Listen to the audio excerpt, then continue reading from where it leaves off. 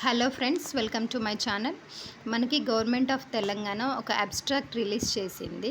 అదేంటంటే నిమ్స్ హాస్పిటల్లోనే 643 పోస్టుల్ని health, medical and family welfare department ద్వారా ఫిల్ చేయాలి. ఆ డిపార్ట్మెంట్ ద్వారా నిమ్స్ హాస్పిటల్లో ఉన్న పోస్టులన్నీ ఫిల్ చేయడానికి ఒక పర్మిషన్ అయితే వచ్చిందనమాట. హ్యూజ్ నెంబర్ ఆఫ్ పోస్టులు మీరు చూసినట్టయితే 643 ఉన్నాయన్నమాట పోస్టులు మనకి.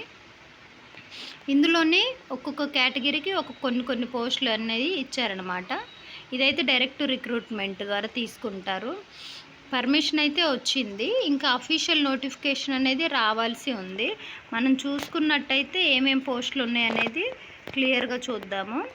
చూసినట్టయితే ఎన్ని పోస్టులు ఉన్నాయి. ప్రొఫెసర్కి 6 పోస్టులు ఉన్నాయి. Professor 6, associate professor 7, assistant professor 43, staff nurse అన్నిటికంటే ఎక్కువ పోస్టులు ఉంది వీళ్ళకి. Staff nurse major number of పోస్టులు 375 ఉన్నాయి.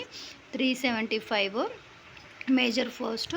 Blood bank technician, lab technician, అలాగే చూసుకున్నట్టయితే ఫార్మసిస్ట్కి ఫార్మసీ చేసిన వాళ్ళకి 10 పోస్టులు ఉన్నాయన్నమాట. ల్యాబ్ టెక్నీషియన్కి 30 ఉన్నాయి. మొన్న ఎంహెచ్ఎస్ఆర్బి ఎగ్జామ్స్ రాసి క్వాలిఫై అయిన వాళ్ళు, జాబ్ రాని వాళ్ళకి ఇదైతే వెంటనే మళ్ళీ ఒక నోటిఫికేషన్, మంచి గుడ్ న్యూస్ అనమాట.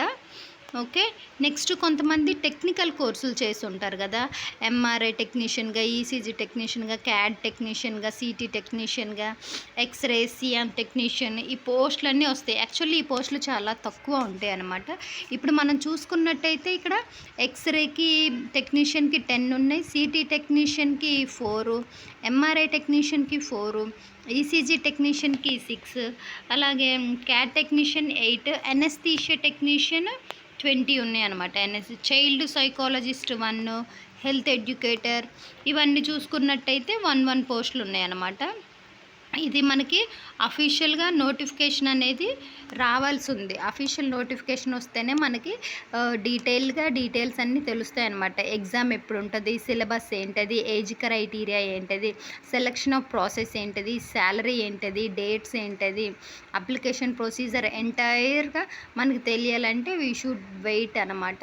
కాకపోతే త్వరలోనే ఈ నోటిఫికేషన్ అయితే రాబోతుంది. అది కూడాను డైరెక్ట్ రిక్రూట్మెంట్ ద్వారా తీసుకుంటారు.